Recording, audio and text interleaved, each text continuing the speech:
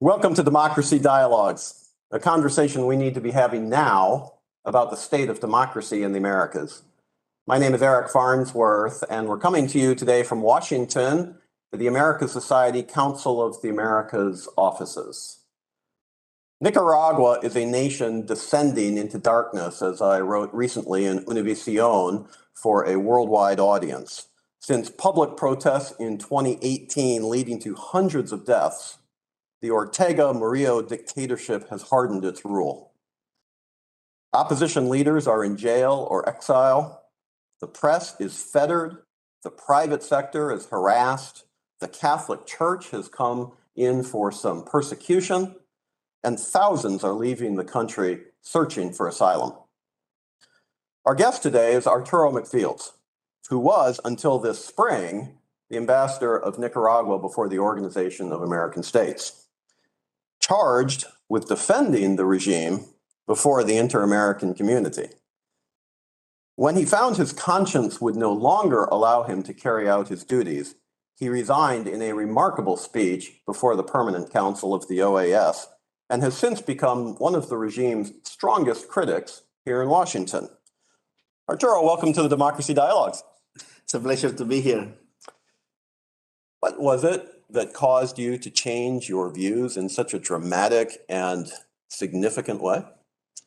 Well, it was a very complex and hard decision, and it was also a process.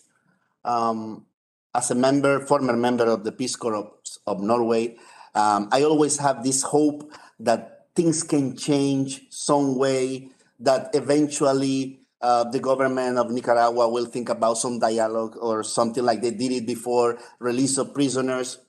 But there was a point that instead of improving things, they were getting worse.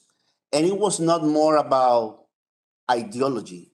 It was about cruelty and very, very, very strong human rights violations that goes beyond any kind of diplomatic or ideological position that I could no longer defend. I definitely have to do something. The thing is that I don't know what to do, but eventually it was a family and personal decision, and we decided to burn the boats and get to this point of no return. But something you mentioned is exactly right. It is costly, personally costly, to defend democracy. Talk to us a little bit about the impact that this has had on you and also your family and also your contacts and relationships. Well, it's been 6 months since I took that decision, and I have not speak to my father. He is a Sandinista. He's 82 years old, and he definitely is going to die being a Sandinista. So ideology in a country divide families, and that's happened before in many other countries. I always think about Germany during the World War II. But ideologies, when they go to the extreme, they divide families, and that's a price. The other price, and one of the most painful, is that I cannot go back to my country. Yep. And I've been considered by the government as charged with treason, and some radical sides of the Sandinista party have even asked for my head. Do you fear for your physical safety here in the U.S., or only if you would return to Nicaragua or maybe travel somewhere else?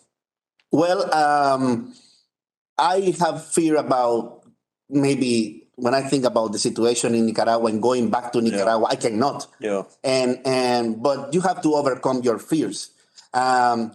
Many people in my country is against the government, and they are working for the government, but fear have them in their own jail, in their own prison, and they are not allowed to speak truth to power. So you can have fear, but you have to overcome fear. Don't let it control you. Even since you resigned 6 months ago, the regime has been radicalizing. No, it's even becoming more strong against its own population. What's your sense about that as an outside observer? What is the reason for doing that? And we can go into some of the specifics in a minute, but just the overall, the general approach. Why do you think the regime is radicalizing at this point? Well, when 6 months ago, when I resigned in a permanent council session of the OAS, and we in the country we just have like 177 political prisoners, 177. Now, 6 months after, we have 205 political prisoners. And the worst part of this story, we have 7 priests in prison and 1 bishop that is in prison, but we don't know where is Bishop Rolando Alvarez. The dictatorship just kidnapped him. The country doesn't know where he is at this moment. And it's been 40 days, more than 40 days. And still, there's no formal accusation against him, but he is kidnapped by the government and the police. And the world need to know that in Nicaragua, being a Catholic leader is a crime, and you are under constant persecution by the government. And we are in the 21st century. Absolutely. And let me ask you this question. Why do you think the regime is attacking the church and church leaders at this point? I mean, are they afraid of the church? Traditionally, the church has been more of a mediating influence, even during the Sandinista era in the 1980s, no? And of course, under Somoza in the 1970s, et cetera. Tell us, why do you think the church has become, under attack at this point? Well, at this point, in September, today is our Independence Day, by the way. Happy Independence. And in this moment, journalists have fled from the country. I mean, some other journalists are in jail, and NGOs are being illegalized. They've been stripped of their legal personality, and there are no voices in the country that can speak truth to power. There are not. The one that used to be there have to leave the country, and some other are in jail.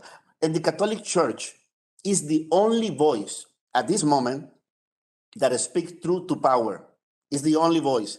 And the dictatorship knows it. That's why it's attacking the church. And Bishop Rolando Alvarez is one of the most important clear voices that speak the truth to the dictatorship, and that has this great base of supporters all over the country and beyond. And that's why the dictatorship is destroying the church, is attacking the church. And they are like, we're going to allow the church to exist, but it's going to be a silent church, a church that is just focused on the religious aspect, but not in the real world. Yeah. And in order to do that, they are setting an example with Bishop Rolando Alvarez. And they are threatening him with jail, or like a permanent jail or something like that, or to exile if he doesn't bend to the dictatorship in my country. Normally, you would think that this would be counterproductive, because certainly the Catholic Church within Nicaragua has played a different role, as we've discussed, but also the international Catholic community, the Vatican, the very strong voices of Catholics in the United States would condemn this very loudly. To this point, they really haven't seemed to do that. Maybe they're working behind the scenes, but that's a really interesting point that you're raising, and it takes us more into the international environment. The regime right now is receiving a lot of funds from multilateral institutions and, of course, from remittances from Nicaraguan citizens, but they are receiving funds from abroad. And I wonder, is that something that is ultimately good because those resources go to the people somehow? Or let me ask a different way. What is the regime doing with the resources that have come in under COVID for relief and for development and anti-poverty and infrastructure? What's the regime doing with those resources? Well, the regime is funding the repressive forces of the police. It's increasing the number of police members. A few years ago, we just have like 14,000 or 12,000 police members. Now we have around 22,000 police members. It almost doubled the number of the police members. And we are not counting the paramilitary forces, which are not in the formal payroll, but they are there. Yeah. And those fundings from the international institutions like the International Monetary Fund, Inter-American Development Bank, World Bank, that's supposed to be to help fight COVID or the COVID recovery process, they are allocated to support paramilitary forces and the repressive police force in Nicaragua. And that's something real sad, but it's something that is happening. And especially in a country where in a country like the United States, the eyes of the United States, they need to be on Nicaragua, particularly because the president of the United States is Catholic. We're here with Arturo McFields, who is until recently Nicaragua's ambassador before the Organization of American States. He is now one of the regime's strongest critics here in Washington, and we are talking to him as part of our series on the democracy dialogues. You know, the United States has a long history with Nicaragua. Some of it's very well-meaning and well-intentioned. Some of it is a different sort of history, and we could go into that, I suppose. But and nothing happens in a vacuum. But in the current environment, what do you think the United States and other democracies in the hemisphere and around the world could do effectively, not just symbolically, but effectively, that might help Nicaragua transition back toward the democratic path? Are there things that can be done? Perhaps the application of the Renacer Act or other things? Tell us from your perspective, what is the regime most afraid of? Well, the dictatorship in Nicaragua is not like a government with principles or with values like the traditional left and the stories that they've been told, that they work for the people and they are from the people, for the people, and all that. No, they are all about the money, and they are using the money just to fund repressive forces. I think the United States already have the perfect tool for push the dictatorship into the change of democracy, into the path of democracy. Is the Renacer Act. So if the government of the United States really wants to do something in Nicaragua, they can. They have the Renacer Act, which allow them to put more pressure into the fundings and reviewing the fundings that comes from the IMF, IDB, World Bank, but also to review the relationship of the dictatorship with the Russian Federation, for instance. This complex relationship and military relationship and espionage relationship that is there. And the Renacer Act allows to put more pressure in a government that have this kind of relationship. And also the reviewing of the CAFTA agreement, the free trade agreement with Central America. The government of the United States, if they want to, they can review it and they can implement stronger sanctions, and especially with those related to the exports of Nicaragua goods. And they have the tool. But the most important question is, do they have the will? And I know there's a problem with the migration and everything. And sometimes if you put in place some kind of sanctions, that can increase the migration. But we are in a point that the things that Ortega is already doing are increasing migration. Yeah. He's killing his own people. So he's putting in jail his own people. I mean, so this is a very important moment. The tools are there. And we hope that the political will to implement that tool goes into effect. This morning at the White House outside, there were like Senator Rick Scott, Senator Marco Rubio, and other congressmen, and they were outside of the White House calling the government of the United States to implement sanctions against the government of Nicaragua, the dictatorship of Venezuela, and Cuba. They were there, and they were saying, you need to do something. You can do something. But we are asking you to do it, and do it now. There's always a trade-off, and you've already pointed to those. Sometimes migration could increase. Sometimes economic distress could increase with economic sanctions, etc. But given how desperate the situation is today in Nicaragua, it's your sense that balance has shifted, no? And that there are the stronger things. Yes, there might be some temporary negative responses, but that would nonetheless take us in the right direction. Yes, it's already happening. Yeah. If the administration is considering not to apply or to implement sanctions because that will increase the migration is already increasing because Ortega is killing his own people. He's putting in jail priests and bishops. What country in the world is doing this in this 21st century? Only Ortega. We know that Cuba did something like that in the last century, but in this century, Nicaragua, the dictatorship is carrying out the worst religious persecution in Latin America. There's no other country that is putting bishops in jail, and that needs to stop. And we cannot see it like normal. Putting a bishop in jail is not normal. Yeah. Putting another 7 priests in jail is not normal, and without a reason. People don't even have the opportunity to have communion sometimes because the government shut down the church.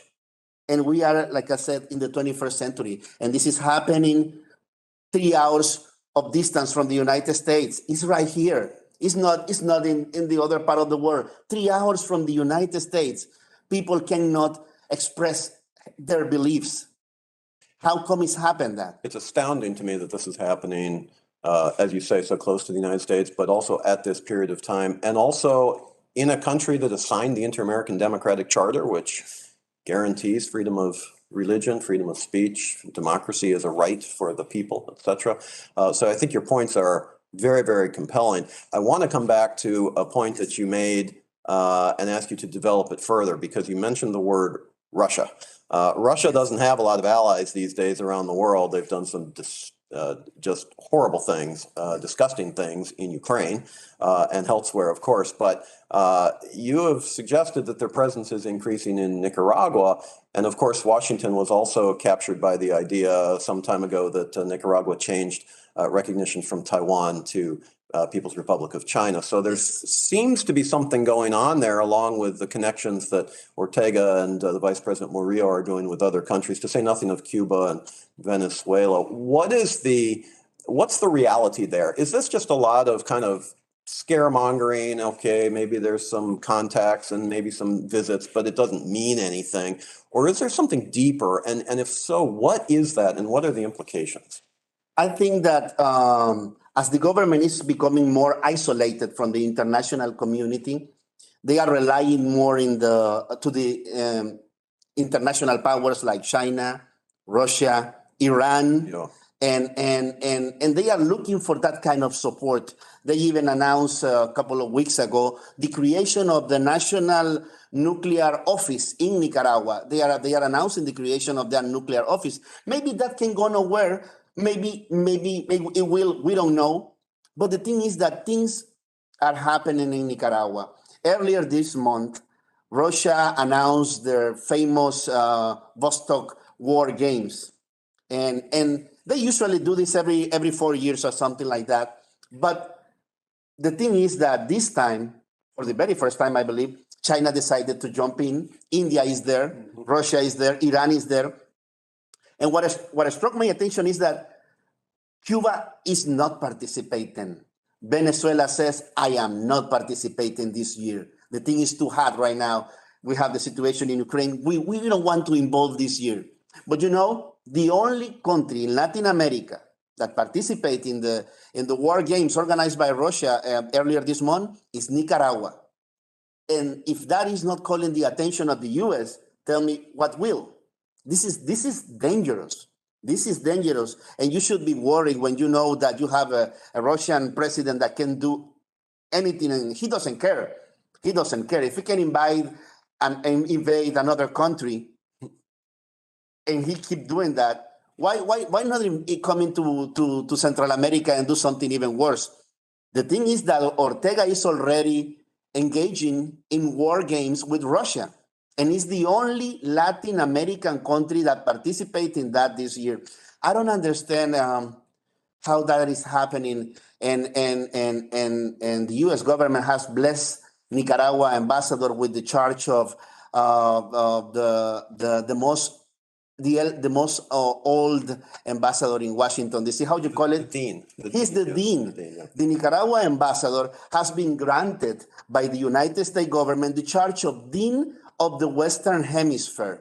How do you do that with a country that is engaging with Russia in war games? How do you do that? Well, it's particularly ironic because the Nicaraguan regime has withdrawn Agramont for the U.S. designated ambassador to Managua. So it's going to be a challenge to get the U.S. ambassador down there to replace the current ambassador as well. There's some diplomatic games going on for sure. You know, but one of the things you're pointing to is not just Russian activities within Central America, but this also gives international, legitimacy, I suppose.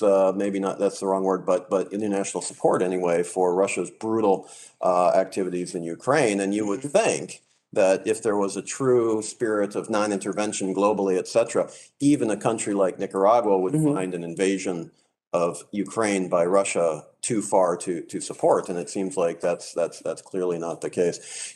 We had elections in Nicaragua less than a year ago. They were not free. They were not fair. The outcome was predetermined because all of the leading candidates had been jailed previously.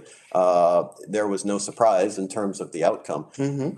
Many people point to elections as, well, a way out. This is the way to get from dictatorship to democracy. And theoretically, that is the way out. It has to be the way out. But what is the reality here in terms of Ortega Murillo willingly giving up power? We did that in 1990. It went the wrong direction from Ortega. Do you think he'll ever agree to such a scenario again?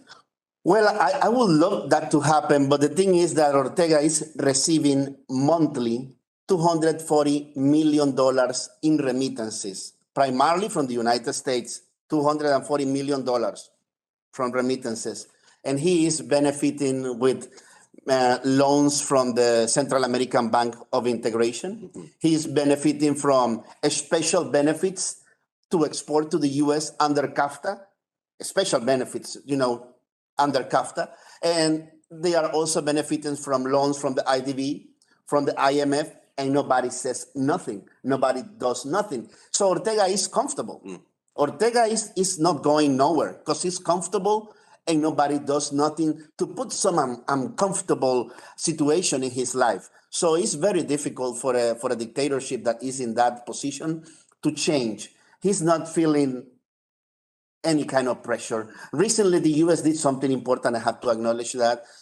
Some pressure with the sugar exports to the U.S. That's wonderful. That's the kind of thing that can start, but you cannot stop on that. I mean, you have beef exports. Sorry for the commercial. You go to Target, and you can find T-shirts made in Nicaragua, selling just right there around the corner. So that is happening, and Ortega is benefiting from CAFTA, from the International Multilateral Organization. Ortega is, like I said, receiving $240 million per month in remittances from the U.S. Well, and that's the legal economy, right? Yeah. Gold and money laundering from Venezuela and from other places that's being laundered through Nicaragua, et cetera.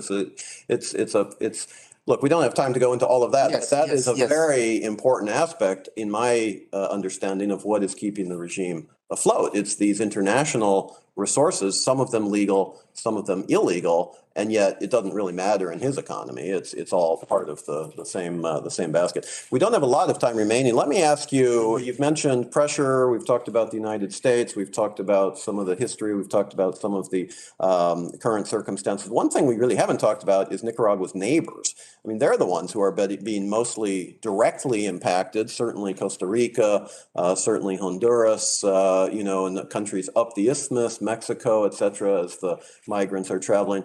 Even countries like Colombia to the south, et cetera, Panama. The question I would have is what should be expected of countries like that to help address this terrible situation? I mean, when I started at the State Department in the early 1990s, it was the United States that was doing a lot of the activity. Of course, some of the neighbors of Nicaragua served as a kind of a moral conscience, and they said, United States, you can't do this or you can't do that, right? You have to be, okay, fair enough, but we're not hearing their voices at all in this current discussion. What's going on? Are they just simply not interested, or they don't care, or they expect it to go away magically, or what can be done better there? I think that in Spanish, in Spanish, we have a say that today you make me a favor, tomorrow I'll make you another to you. I don't know how you say that in English, but one hand scratch the other. That's it. And scratch my back, I'll scratch yours. Yeah. So that's what is happening.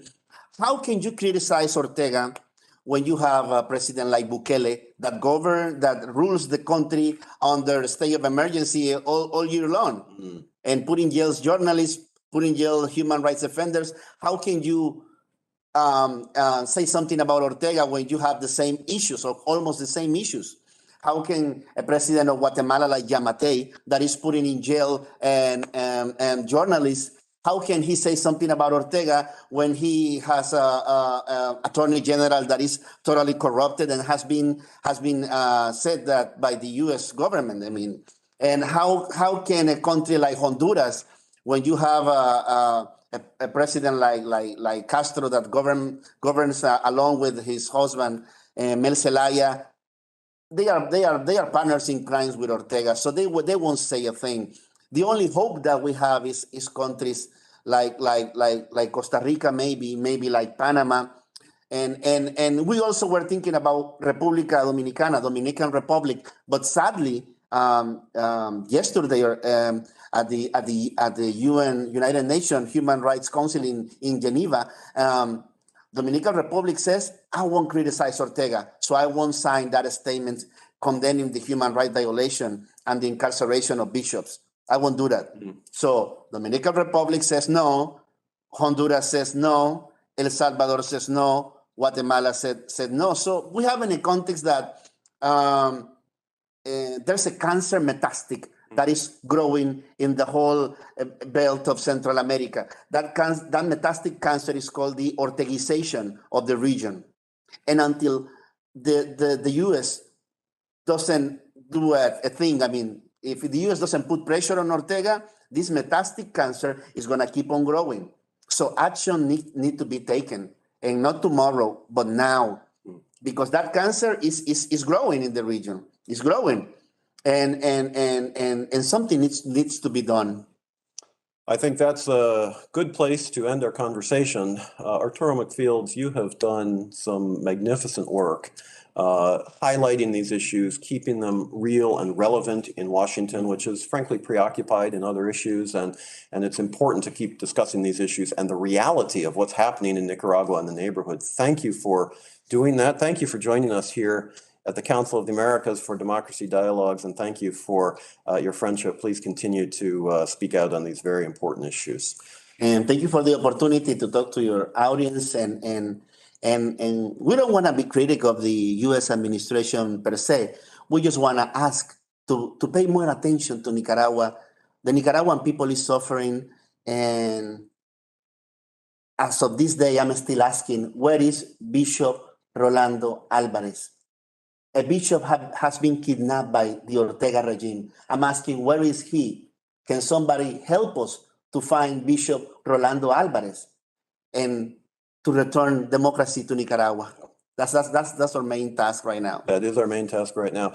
Ladies and gentlemen, this will conclude our session from Washington on the Democracy Dialogues. We hope you will continue to follow these important activities, which have conversations one-on-one with leading democracy advocates around the Western Hemisphere. For now, this is Eric Farnsworth signing off. All the best to all of you.